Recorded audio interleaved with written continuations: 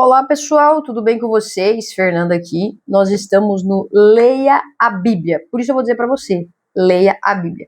Hoje eu tô gravando aqui de uma forma um pouco diferente. Vamos ver se vai dar certo. Eu tô gravando aqui, mas a Bíblia está aqui.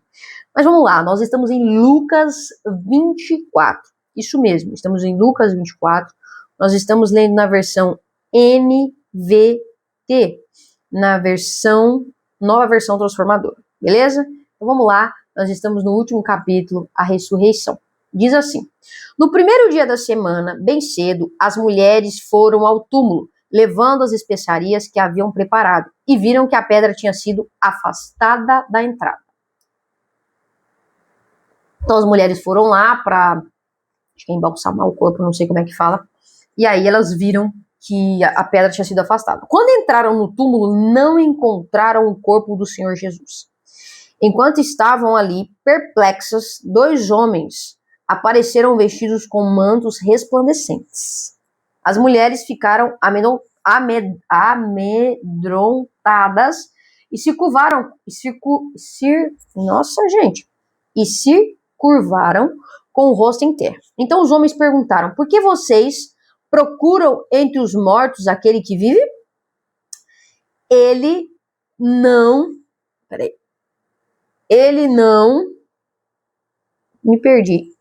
está aqui. Ressuscitou. Lembre-se do que ele disse na Galiléia. É necessário que o Filho do Homem seja traído e entregue nas mãos de pecadores, seja crucificado e ressuscite no terceiro dia. Então, lembraram-se dessas palavras de Jesus. E voltando do túmulo, foram contar aos 11 discípulos e a todos os outros, o que havia acontecido. Maria Madalena, Joana, Maria mãe de Tiago e outras mulheres que as acompanhavam relataram tudo aos apóstolos. Então as mulheres foram lá e elas foram relembradas das palavras de Jesus, mas é muito interessante a gente lembrar que os discípulos não entendiam quando Jesus falava a respeito dessas coisas. Para eles, porém, a história pareceu absurda e não acreditaram nelas. Mas Pedro se levantou e correu até o túmulo. Baixando-se, olhou atentamente para dentro e viu os panos de linho vazios. Então voltou para casa admirado com o que havia acontecido. Naquele mesmo dia, 2 dos seguidores de Jesus caminhavam para o povoado de Emaús, a 11 quilômetros de Jerusalém. No caminho, falavam a respeito de tudo que havia acontecido. Enquanto conversavam e discutiam, o próprio Jesus aproximou e começou a andar com eles. Os olhos deles, porém, estavam como que impedidos de reconhecê-lo. Jesus lhes perguntou: sobre o que vocês tanto debatem enquanto caminham? Eles pararam com o rosto entristecido. Então um deles, chamado Cleopas, respondeu: você deve ser a única pessoa em Jerusalém que não sabe das coisas que aconteceram lá nos últimos dias. Que coisa? Perguntou Jesus. As coisas que aconteceram com Jesus de Nazaré. Responderam eles. Ele não sabe não, ele é o próprio. Ele era um profeta de palavra e ações poderosa, aos olhos de Deus e aos olhos de todo o povo.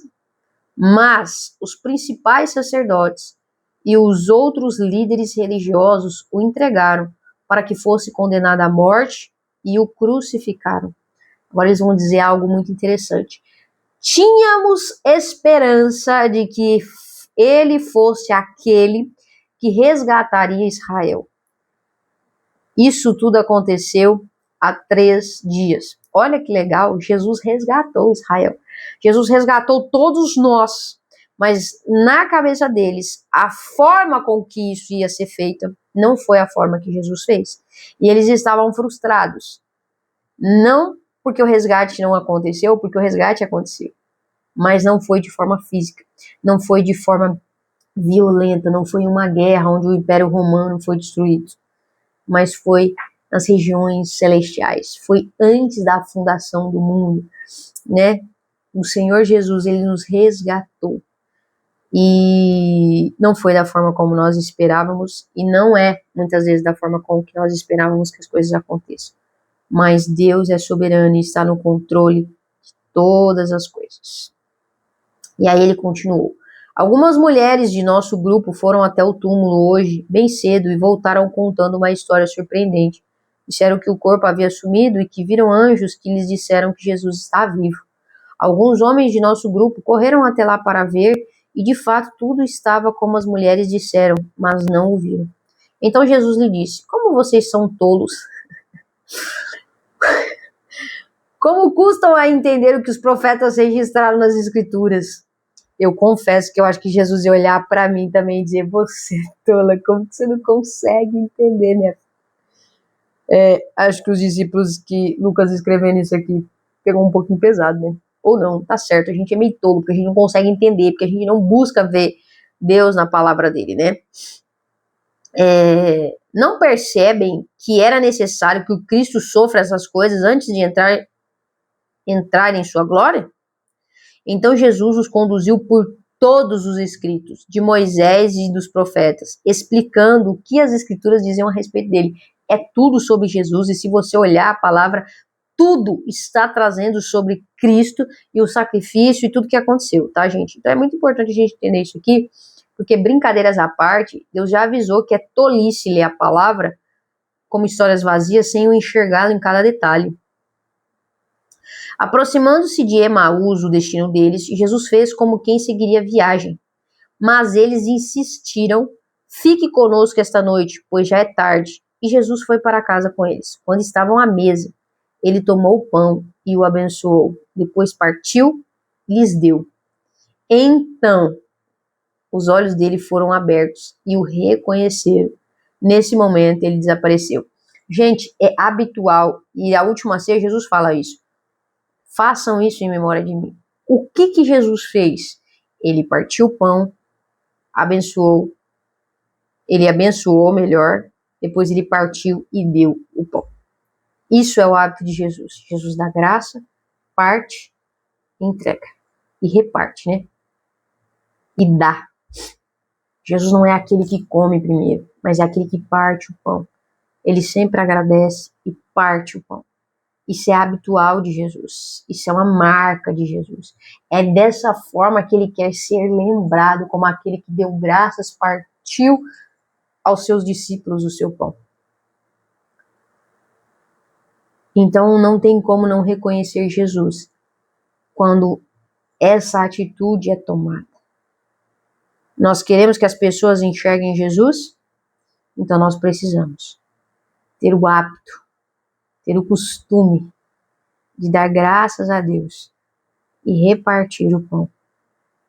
Então os olhos deles foram abertos e o reconheceram. Nesse momento ele desapareceu. Disseram um ao outro: não ardia o nosso coração quando ele falava conosco no caminho e nos explicava as Escrituras? E na mesma hora levantaram-se e voltaram para Jerusalém. Ali encontraram os 11 discípulos e os outros que estavam reunidos com eles, que lhes disseram: é verdade que o Senhor ressuscitou. Ele apareceu a Pedro. Então os dois contaram como Jesus tinha aparecido enquanto andava pelo caminho e como havia reconhecido quando ele partiu o pão.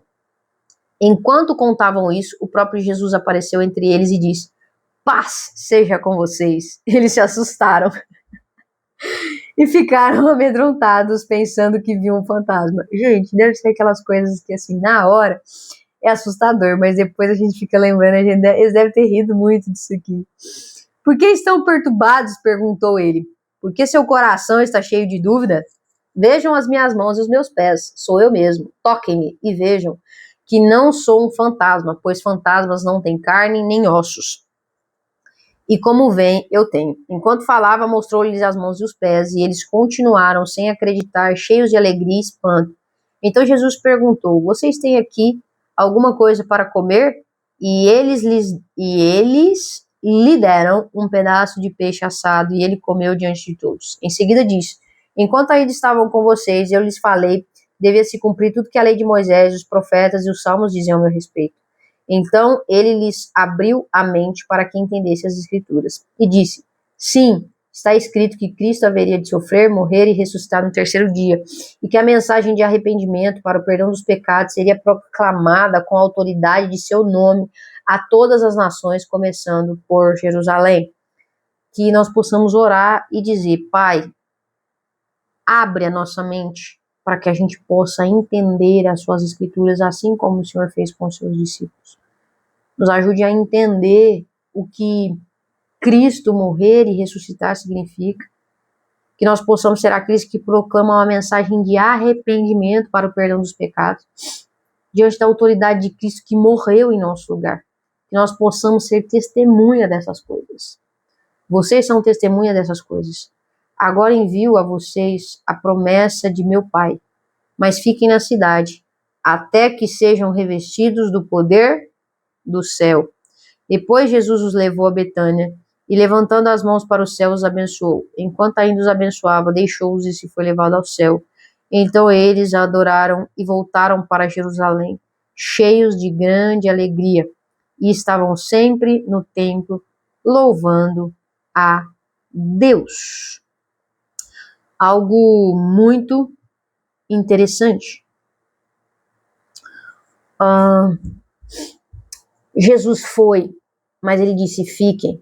Por quê? Né? Aqui o texto não traz uma certa clareza e profundidade, mas Mateus vai trazer isso de uma forma um pouco mais detalhada. O Espírito Santo vai vir sobre vocês, né? Eu preciso ir para que meu Pai envie o Consolador, e é melhor que eu vá.